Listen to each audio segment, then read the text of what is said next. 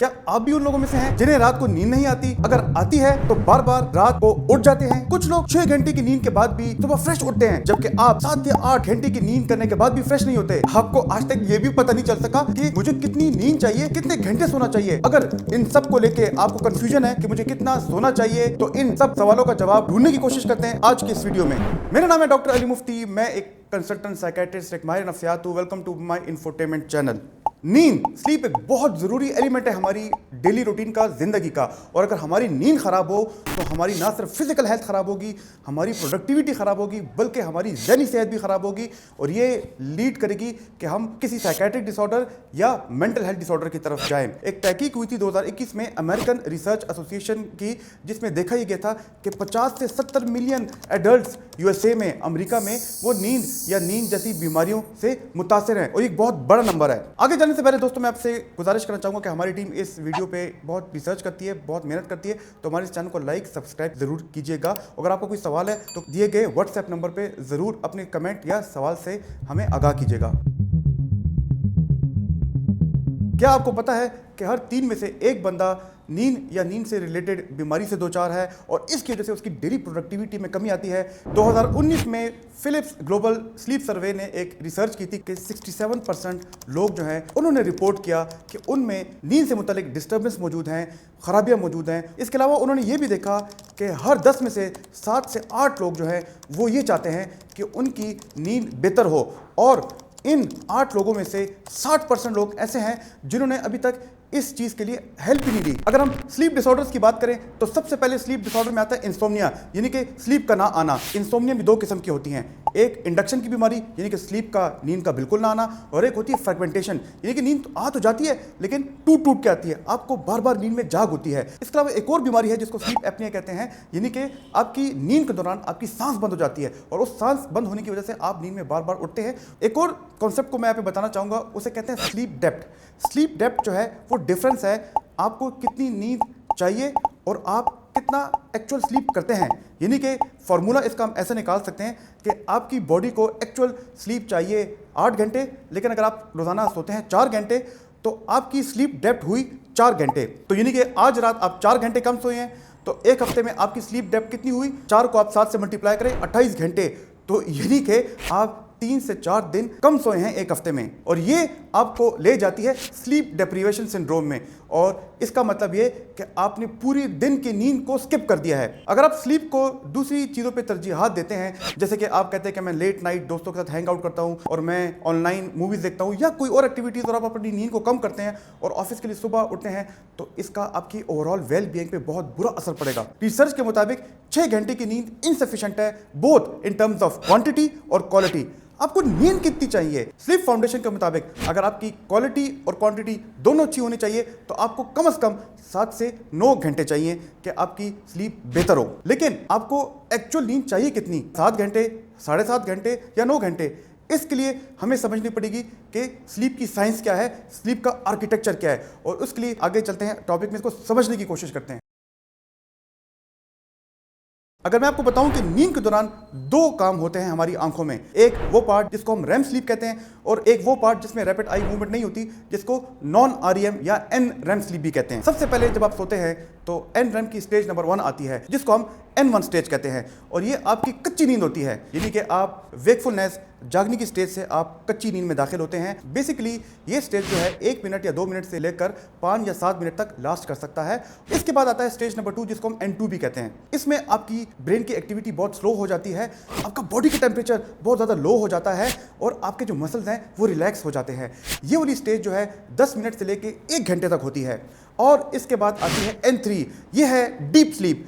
इसमें आपकी body recovery में चली जाती है, इसमें आपके दिमाग में क्रिएटिविटी ज़्यादा हो जाती है, आपकी ब्रेन में मेमोरी प्रोसेसिंग होती है, आपके जो मसल्स हैं वो रिपेयर होते हैं, और ये स्टेज तकरीबन 20 से 40 मिनट तक जा सकती है। इसके बाद आप स्टेज 4 में दाखिल होते हैं, जिसको रैपिड आई मूवमेंट या रैम भी कहते हैं।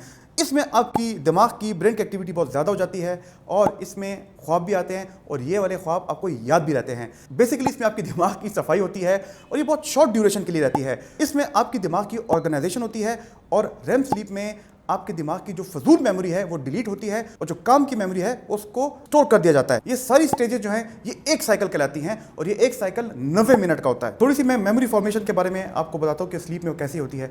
आपकी रैम में जो है आपकी मेमोरी को ऑर्गेनाइज किया जाता है। जैसे कि मैंने पहले बताया कि जो फजूल मेमोरीज होती है उनको निकाल दिया जाता है, जो काम की मेमोरीज होती है उनको एक खाने में रख दिया जाता है आपके जहन के, और जो एन रैम है यानी कि जो नॉन रैपिड आई मूवमेंट है उसमें उन ही मेमोरीज को स्टेबलाइज किया जाता है, उसको प्रोसेस किया जाता है और उनको वाकई स्टोर कर दिया जाता है कि ताकि वो लॉन्ग टर्म मेमोरी में बदल जाए। इसका मतलब ये हुआ कि अगर आप नींद रात को प्रॉपर नहीं लेते, वो स्टूडेंट्स जो कि सारी रात पढ़ते हैं, सारा दिन पढ़ते हैं, एग्जाम से पहले आधा घंटा सोते हैं और उनको मुश्किलात होती है कि पेपर में कि वो अपने सवालात को रिकॉल करें, तो इसका मतलब ये है कि उन्होंने अच्छी नींद नहीं की रात को, जिसकी वजह से उनकी मेमोरी ऑर्गेनाइजेशन और मेमोरी प्रोसेसिंग नहीं हुई। एक बहुत इंपॉर्टेंट चीज़ यहाँ पे मैं आपको बता दूँ कि एक हेल्दी स्लीप में कम से कम 4 से 6 स्लीप साइकिल होने चाहिए। हर साइकिल जैसे मैंने पहले बताया कि 90 मिनट का होता है। आखिर में स्लीप साइंस में जो एक बहुत इंपॉर्टेंट बात है कि आप लोग फ्रेश क्यों नहीं फील करते, उसका मैं आपको आसान अल्फाज में ये बताना चाहूँगा कि अगर 4 साइकिल का मतलब ये है कि आपकी 6 घंटे की नींद हुई है तो 6 घंटे बाद अगर आप उठते हैं तो आप फ्रेश फील करते हैं।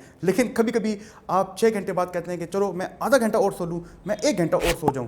लेकिन जब आप 1 घंटे बाद उठते हैं तो आप एक साइकिल के दरमियान उठें और फिर आप थका हुआ महसूस करते हैं। उसकी वजह ये कि आप अपने साइकिल के दरमियान में उठे हैं। तो ये बहुत इंपॉर्टेंट है कि जब भी आप सोएं तो आप अपने साइकिल्स को जहन में रखिए। और 5 साइकिल का मतलब ये कि 7.5 घंटे की नींद, और वो 7.5 घंटे के बाद जब उठेंगे तो आपकी स्लीप बहुत रिफ्रेशिंग होगी। और 6 साइकिल का मतलब ये कि आपकी 9 घंटे की स्लीप। तो जब भी आप 9 घंटे बाद उठेंगे तो आपकी मुकम्मल रिफ्रेशिंग स्लीप होगी।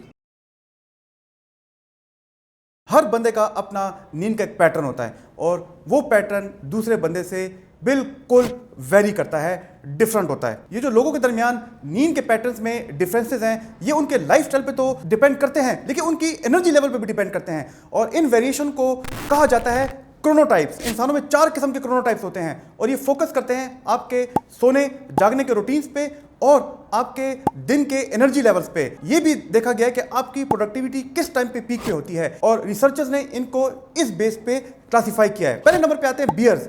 बियर जो होते हैं वो सनसेट के फौरन बाद सोते हैं और जैसे ही सूरज तुलू होता है वो फौरन उठ जाते हैं। उनका जो पीक एनर्जी लेवल होता है, उनका जो पीक प्रोडक्टिविटी लेवल होता है वो 2 बजे दोपहर का होता है और दोपहर 2 बजे के बाद उनकी प्रोडक्टिविटी और एनर्जी का लेवल डाउन होता है और उसके बाद उनको काम करने में मुश्किलात आती है। दूसरे नंबर पे आता है लायंस।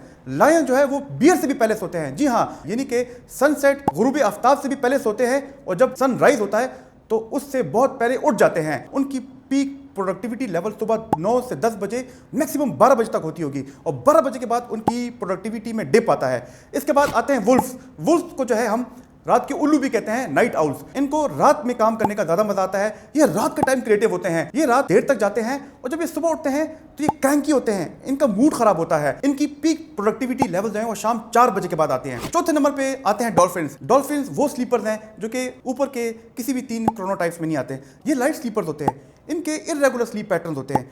ये छोटी सी छोटे नॉइस पे भी उठ जाते हैं, इनको छोटी सी छोटी डिस्ट्रैक्शन भी चाहिए उस पर उठ जाते हैं और इनको नींद भी बड़ी आसानी से नहीं आती। यानी कि इनकी स्लीप की क्वांटिटी भी बड़ी ख़राब होती है, इनकी स्लीप की क्वालिटी भी बड़ी ख़राब होती है, इनकी कोई खास प्रोडक्टिविटी का कोई टाइम भी नहीं होता। तो ये बहुत ज़रूरी है कि आप अपना क्रोनोटाइप पहचानिए, आप अपना लाइफस्टाइल पहचानिए, क्योंकि इसके मुताबिक आप अपना प्रोडक्टिविटी को पहचान पाएंगे।